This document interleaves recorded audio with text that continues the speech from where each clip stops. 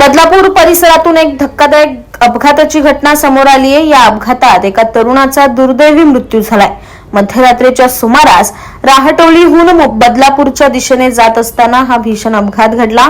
अपघातात मृत्यू झालेल्या तरुणाचे नाव जय सुरोशी असं असून तो स्थानिक रहिवासी असल्याची माहिती आहे। पोलीस प्रशासनाकडून मिळालेल्या माहितीनुसार जय हा ग्लोस्टर कंपनीच्या कारमधून एकटाच प्रवास करत होता। प्रवासादरम्यान कारचा वेग अत्यंत जास्त होता। या अतिवेगामुळे चालकाचे वाहनावरील नियंत्रण सुटले आणि कारचा भीषण अपघात झाला। अपघाताची तीव्रता इतकी मोठी होती की कारचे मोठ्या प्रमाणात नुकसान झाले आहे। अपघातानंतर जय सुरोशी याला तात्काळ उपचारासाठी रुग्णालयात दाखल करण्यात आले होते, मात्र डॉक्टरांनी त्याला तपासणी अंती मृत घोषित केले। या घटनेमुळे परिसरात हळहळ व्यक्त करण्यात येत आहे।